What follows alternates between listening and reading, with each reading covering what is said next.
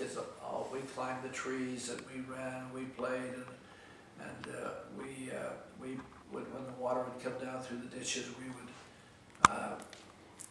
get in the water and wade and pretend like we were swimming. But I can remember my grandma on Sundays would come and say, "Clark, come and watch this." And so she would go out in the chicken coop and grab a chicken by the two legs, and then she'd bring it to the back of the house and put the chicken's neck on a block of wood and with a hatchet cut off the chicken's head and then throw it out. And the chicken would flop, flop, flop, flop, flop, flop, flop, and die. We'd see the blood spurting out the neck, and the next thing we knew, we were eating those chickens. And I thought, oh, you know, that was terrible. We did that too. They had a great big turkey, big old turkey, and he would chase us little kids. And we learned that what we needed to do is just keep him on one side of the fence and us on the other side of the fence. So we would see him over there and he'd see us, and we'd go stand by the fence. He'd come and bang into that fence trying to get at us kids, and we'd yell and holler and throw clods at him. But we always had great meals. And then when Grandpa would milk the cows, we would go down and we'd stand by him. And I can remember one time a cow's tail flopped around and to switch for a fly or something, and the matter from the tail fell down in the bucket with the milk. And I said, "Oh, Grandpa, poop went down in the bucket." And he said, "Clark, don't worry about it." He said, "The crap always drops to the bottom of the bucket and the cream rises." And he said, "Now you remember all your life that you're cream and you're not crap. So you'll always float to the top and the crap will float to the bottom." And I always thought, boy, you know, but then the next day he would take the milk and go and put it in what they call a separator. And it was a series of a whole number of cones, and then pour the milk in that, then he'd have us crank that separator and whirl and whirl and whirl and whirl, and pretty soon the cream would go out in one direction and the skim milk would go out in the other direction. And then we would have cream on our cereal. But I remember you take 2 or 3 gallons of milk and we'd get about a pint of cream. But that was always an interesting thing to hear that separator. Then I can remember my grandpa one time came out and he said, "Clark, have you ever seen this?" And he took a knife and he swallowed that knife. And I thought, you know, my grandpa swallowed that knife, and I could not believe that my grandpa would swallow a knife. Then a few days later he said, "Clark, what do you think happened to that knife?" And I said, "Well, I guess you swallowed it." And he said, "Well, let me show you." Then he took it again and took that knife and he swallowed that knife again. And I thought, well, that's the most amazing thing in the world. My grandpa can eat knives and he doesn't get sick. Then I got thinking about it, and then I realized that my grandpa really didn't do that, but it was a trick, and that's how I started swallowing pens and knives for all the little kids. Which grandpa was this? My grandpa Angus. John Clark Angus? No, His son. Wilford Woodruff. Wilford Woodruff Angus, okay. But when my grandmother, Betsy Archibald, my great-grandmother Betsy Archibald, was married to John Clark Angus, the night that he died, or that she died, he had already died. My grandma Hazel said that when he was in the process of dying, or she was in the process of dying, she reached up her hands and said, "Oh, John, you've come for me." And she reached out, and then she died.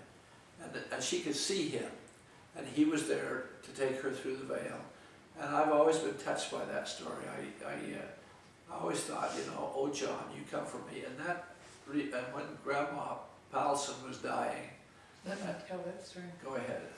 When my mother was dying, probably a couple days before she died, she was laying there just very, very peaceful, and she hadn't said anything for several days. And all of a sudden she reached up like this and she says, "Mom, Dad, who's that baby that's crying? Who are you carrying?" Well, they had had a baby die at 1 day old. Jacob. And who is that? baby's name was John, and he, obviously, it was her mother and dad and that baby. And that was a very, very wonderful spiritual blessing to me, to see that, to witness that it is real, that they are real people living on the other side, and they were there waiting for her to come. And Mother had one other sister, Catherine, who died in April of 2012, and that's the only siblings that she had. Now, did Grandma have any other experiences before she died of anybody visiting her? She saw Dad a few times, and one time she says, but he doesn't come over to see me, he's just out there dancing around. But she did say that she had seen him several times. Did Grandpa like to dance? Well, I think just kind of goofing off was what she meant, just goofing off, not paying attention to me like he should be, because she wanted him over there to see her. You know, we would ask her, we'd say, have you seen Cliff yet? Has he been coming to pick you? I mean, she'd say, no. And then one day she said, he came, and he was just dressed as a normal person. When she was dying, she said that he came and he sat on the edge of her bed, and I said, what did you do? And she says, well, we talked. I said, what did you talk about? And she says, well, we prayed together. And I said, what was he wearing? And she says he had on a sport coat. But then she said that he sat on the edge of the bed and they just talked. And then she didn't say any more about that. But it was a sweet experience. But I actually experienced it when she saw her mother and dad. You were there. I was there. I was not there when Dad came. But I was there when she saw her mother and dad, and the baby was crying. And the baby was in her arms. Her mother's arms. In her mother's arms. Who's the baby you're carrying? Why is it crying? Or who is it crying? What's the baby's name that's crying, or something like that? And just a sweet, sweet, sweet testimony of eternity. You know, my grandma Hazel was a lady of faith, a good woman, and my grandpa Angus was, you know, he was like all the rest of them in the family. They supported the church, but they didn't bother to attend the church. And I can remember, though, as a little boy, and my mother, every fast Sunday when the deacons would come around with the fast offering envelopes, my mother would always give money. She never gave dollar bills or $10 bills or $100 bills. She would give 15 cents or 30 cents or 50 cents, whatever change she had, she would give it. And then I can remember going home one time and saying, Mom, tell me about tithing. And I said, and she said, well, Clark, what did you hear about tithing? And I said, I'm supposed to pay my tithing. And I said, I never paid my tithing. And she said, would you like to? And I said, yes, I would like to. And she said, well, have you earned any money? And I said, well, I've earned a little bit, but what I'd like to do is I'd like to take a dime and take it up to Bishop Gesselson and pay my tithing. And she said, Clark, I think that's a good idea. So I went up, put it in the envelope like I was supposed to, and went up and knocked on Bishop Gesselson's door to pay my tithing. At his home? At his home. And that's the way they did it. And to pay my tithing. You could do it at church, but you could also take it to the home. He didn't live very far from me, so I took it up. And he wasn't home. So I took the dime and went down to the store and spent the money. And I didn't pay tithing anymore, but I noticed I didn't pay tithing after that. You did or you did not? Until I was As a a child. teenager. But Until I he was a remember teenager. that I could never save a dime. I was always struggling to make it as a teenager because I had to make it on my own. And so I went but Kay always made it. And I said, Kay always had money. And I said, Kay, honey, how come you have money? She said, Clark, I pay my tithing. And I thought, well, I took a Book of Mormon class at BYU, and I decided that I would start paying my tithing. And I can remember that I made out the slip, put the donation in, and gave it to the bishop, and I felt really good. And from that time on, I have always paid my tithing, and I have never, ever, ever been short of money from that time on. I think from the time I was 18 until now. We've always had a surplus.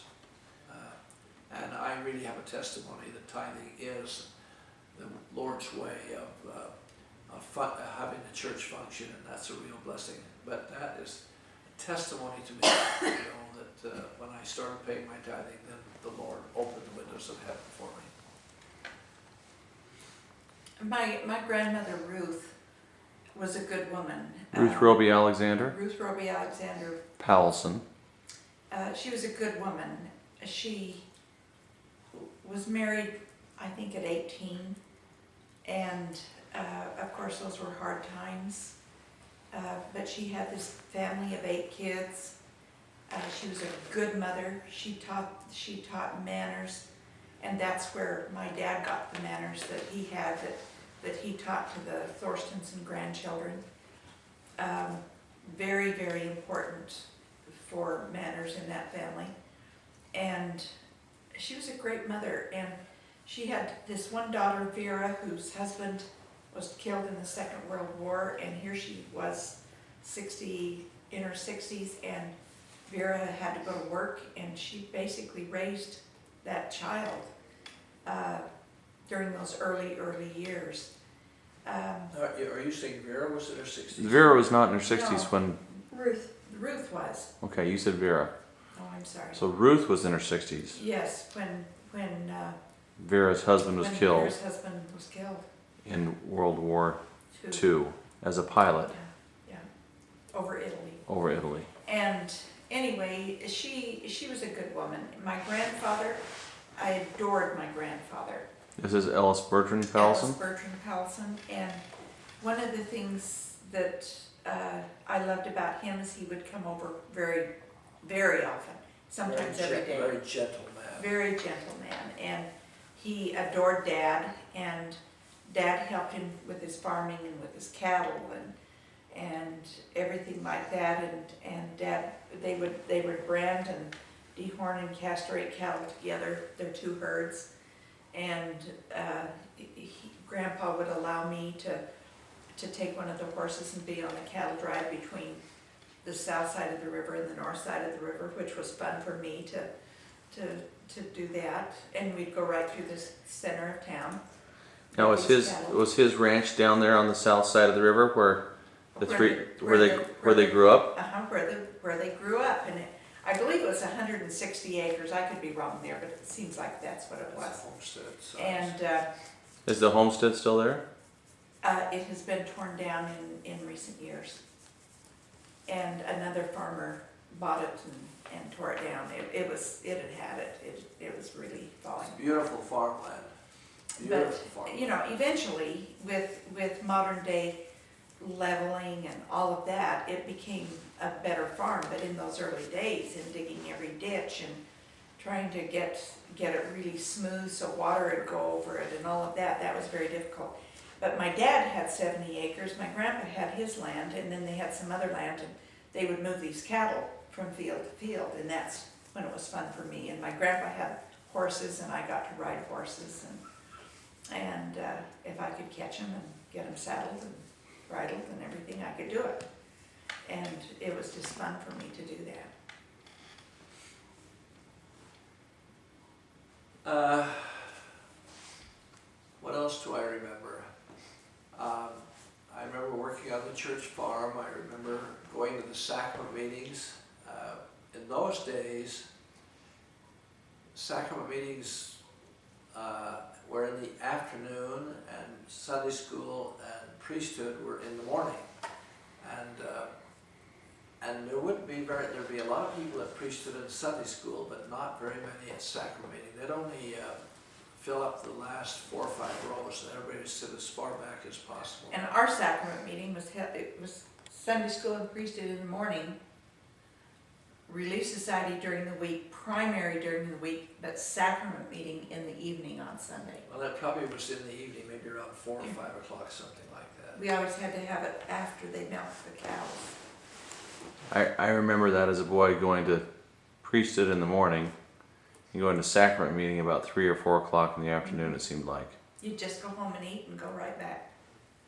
But there was a lot more socialization that went on as a result of that. There's a real camaraderie that we have lost with a 3-hour block of time.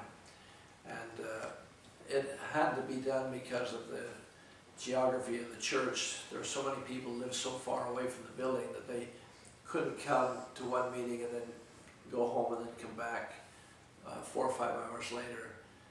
So it worked out fine, but I'm sad that the community of the church is not the same as it was in those days. We knew everybody.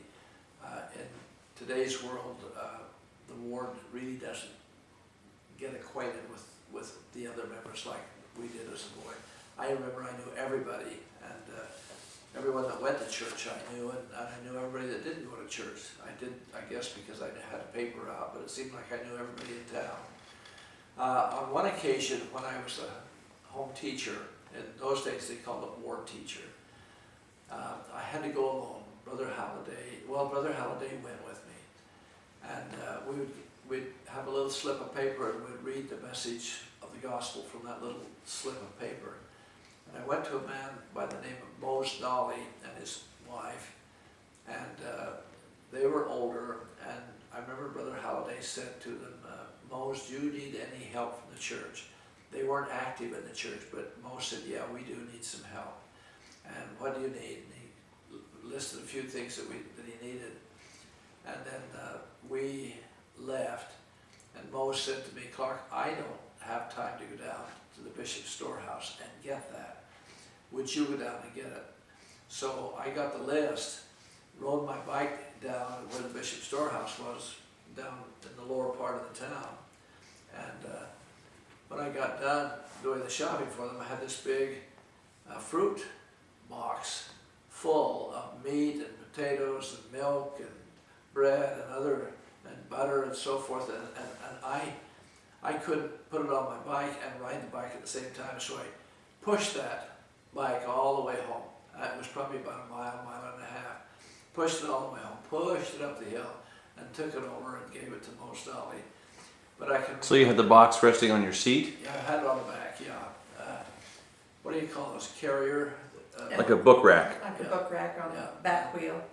But I made it, and I can remember how happy Mose and his wife were, and how thankful they were, and how they told me how much they appreciated having a wonderful ward teacher like Clark Thorstenson and like Meeks Halliday. But that was my first experience with the Bishop's Storehouse and helping a member in need. And I can remember helping people in need. My mother was very proud, and she did not want to have welfare help at all. And once in a while, because our income was low, she'd get a letter from the government saying there's a surplus of butter, there's a surplus of potatoes, there's a surplus of cheese, and all you have to do is come down and present this letter and you can get yours. My mother would not do that under any circumstance. But Kay and I got together, and Kay said, well, Clark, if you go down and get it, then I will fix you some bread and some melted cheese sandwiches, and we can have some toast with butter on it, you know, and so I would go down and I would get it. My mother was so embarrassed that we had that welfare food, but boy, I'll tell you, that butter tasted good. And in those days, not everybody could afford butter, and so they had a margarine, and it was by law you had to buy the margarine separate from the coloring. So you had to take this little bit of coloring and put it in the margarine, and then work it so that the margarine would be yellow like butter. It was in a bag. But it tasted And horrible. you'd push it back and forth, the coloring, so that it would make it yellow. Why? So it looked like butter. Why was it against But them? I would go down I and don't do Pro- that. probably to protect the farmers. Maybe. It was a threat to them. And then, and that was to protect the farmers, you're right. And then Kay and I would, and my mother would then have melted cheese sandwiches, and we loved the cheese. And then occasionally we would get some bacon or some sausage. And oh, we thought we'd died and gone to heaven when we got that. But that was great. And I never felt bad about taking that. And I probably would feel a little guilty now, but after paying thousands and thousands and thousands and thousands of dollars in taxes over my lifetime, I feel like we were justified in getting that when I was a little kid. I don't, going to school, we lived on 8th East, and my elementary school was the central school, which was on about 2nd East, 3rd East, and 1st South. It was a beautiful old school made out of stone, and it had a main floor, and then it had a floor going out to the 2nd floor. And I remember my teachers. On one occasion, I had a teacher, a 5th grade teacher by the name of Mr. Peterson, and he was a tough teacher, and the students really told the line when he was speaking, and if they didn't toe the line, he'd just whack them on the head with a ruler, or make them stand in the corner or sit in the corner as the dunce. And on one occasion, I had been acting out a little bit, and he never said a word to me, but he'd say words to other kids, and he'd really whap them with the ruler, but he never touched me. And then on one occasion, Did he hit him this way or this way? both ways. He did both ways. On one occasion, he got up in front of the class and he said, "I need to tell you a story that I've never told anybody before." But he said, "I knew Clark's dad, and I really had a great respect for Clark, for him, for Staney." And he said, "We worked together on some projects," and he said, "Staney was one of the best men I ever knew." And from that point, I loved Stan Peterson. And I can remember I liked him so much and appreciated him because he was a good teacher. And I decided that I wanted to go to his home and thank him. And I felt the Spirit tugging at me, go down and say that, give those kind words to Brother Peterson and Mr. Peterson. And so one day I was alone in my car, and I drove to his house and walked up to the door and knocked on it, and his wife came to the door. And I said, "I'm here to see Stan Peterson. Is this where he lives?" And she said, "Well, he used to live here. He died a couple of weeks ago." And I've always felt bad that I didn't get down to see him, because I really did appreciate him. Then in the 3rd grade, I had a teacher by the name of Mrs. Anderson, and she really liked me because I was a good student for her. And I remember one time she had a popcorn popper, the kind that you'd push across the stove, you'd put the popcorn, and then you'd push it across the hot stove and it would pop. And she said, "I've got a popcorn popper that I'm going to give to somebody in this class. Who thinks you deserve it?" By all these little kids we raised our hands, and Clark Thorstenson was pointed out. She said, "Clark, all you have to do is come down to my place and I'll give it to you." And went down there with a couple of my friends, and she gave me the popcorn popper. And then she told me that she really appreciated me as a student. And because of teachers like that, that was really great. Another time, we boys loved to play marbles, and we loved to play marbles, and we would get in marble games, and one time the bell rang, and we decided we'd finish the marble game before we went into class. And so all of a sudden, out the door came the principal, Mr. Hill, and he let out a yell, and he said, "You guys are late, and get in there right now and line up in front of the class." And so we lined up in front of the class. There were about 5 of us, and Mr. Hill came in with his ruler, and he said, "You kids, look, I want you to watch this." The dog, Colleen let her alone, she's fine. Honey. It's kind of fun. Bella the dog is snoring. But anyway. Aren't you, Bella? So he lined us up in front of the class, and he took the ruler, and he did it sideways, and he banged each one of us on the head, and it really hurt. This way? Yeah, this way. Up and down? Just like that. And then he said, now, which do you like better? And then he took the flat side and banged us on top of the head like that. We said, we like the flat one better. Oh, you like this one better. Boom, boom, boom. And he said, now, let that be a lesson to you. Don't you ever be late for class again. And we weren't, except on one occasion when Spanish Fork High School was playing a football game, and a bunch of us wanted to go to the football game. And so they all took off and didn't think anything would happen. And then there come Mr. Hill, just barreling out the door, and I was about a block away, and he came down in his car, and he saw me. I was by myself. I was heading for the game, and he screeched to a halt, and he said, "Get in here!" And I got in the car. He said, "Clark, were you getting ready to slough school and go down to that ball game?" And I said, "Well, I was going to just join my friends."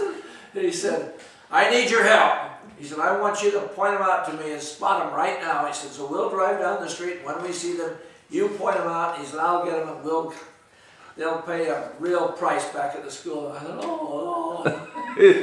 You had to be the rat. Yeah. But anyway, I was the one that I got out of trouble because of that, and all the other kids got in trouble, but he let me off. And Did you make a lot of friends that I day? didn't know, they didn't. They didn't know. I don't think they realized it.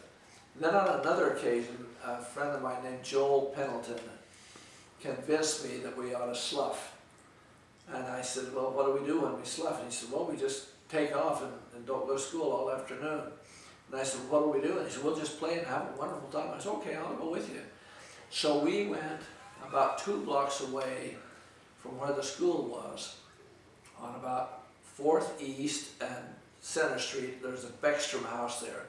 They had a little 1-car garage, and in that garage was a buggy. And we sneaked in that garage, and we sat in that buggy all afternoon. That was the worst day of my life. I have never felt, No fun at all. it was absolutely no fun to slough under any circumstance. And so I can remember going back to school the next day, and of course they knew that we'd sloughed, and got in trouble. Not a lot of trouble, but we got in trouble.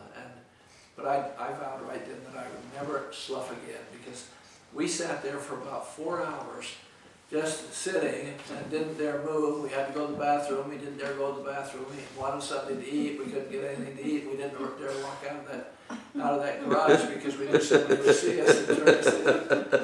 Oh, So boy. much fun.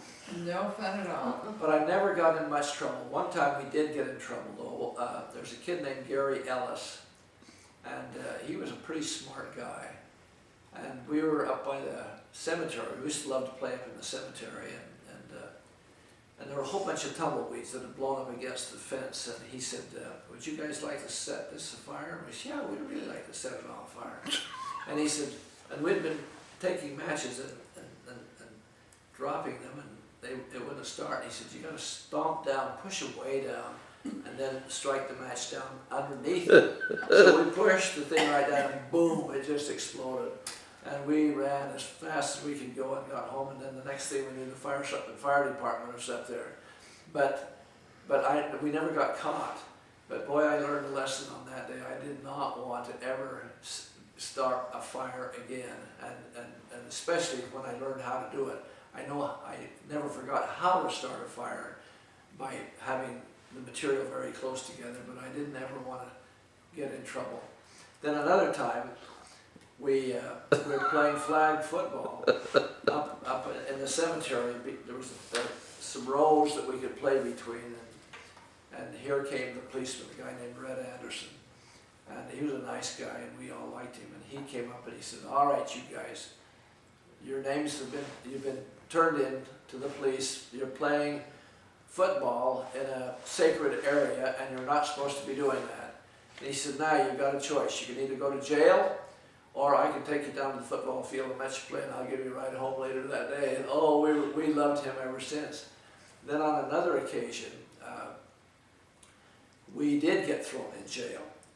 We were teenagers, and we used to drive up and down Main Street, and we would shoot Roman candles at cars coming towards us, and then shoot the Roman candles at cars coming. We would shoot at them, and they would shoot at us. And the next Roman thing, candles. we had fireworks. So it's like jousting. Yeah, and we were having just a lot of fun. The next thing we did, light, and it was Grant White who was the policeman, and he said, "You're all going to jail. Follow. You know where it is. I'll follow you." And so we got in the car. I don't know who was driving, but there were 4 or 5 of us, and boy, we were sober as judges. And as we would go around the bend, we'd throw all the firecrackers out of the car. And when we got there, he said, "I'll search the car first." But he said, "I'm going to put you in jail right now." So he put us in the jail, and then he searched the car, and he said, "There's nothing in there, so you must be innocent." And we said, "Oh, we are." And they said, we weren't doing anything. He said, "Well, what were those flares shooting up and down the Main Street?" "Well, we don't know, but we're innocent." And so he let us sit there for about 2 hours, and he said, "I'm not calling your parents. I'm going to let you go. But if I catch you guys again in the slammer you go," and there was my mom. I knew that she Would let you sit. I would be the only one sitting there till I got out. But we really loved him because he was a good man, and I remember going home and telling my mom that I'd been thrown in jail, and she said, "Well, it serves you right." That was before she even knew what I'd done. But those are the only incidents that I ever had of getting in trouble with anybody. And I was a pretty good kid compared to some of the others that I associated with or that was in our community. Boy, Grandpa was wild and crazy, wasn't he? I was one of the best kids in that town. Yeah, he was one of the better ones. Did those guys all grow up and leave that town? Did anyone stay there? They all stayed. Really? And Dad and just a couple of others went on to school. And the rest of them became, everything from carpenters to working at Geneva Steel to Whatever their dad. There was- whatever they could do, because there were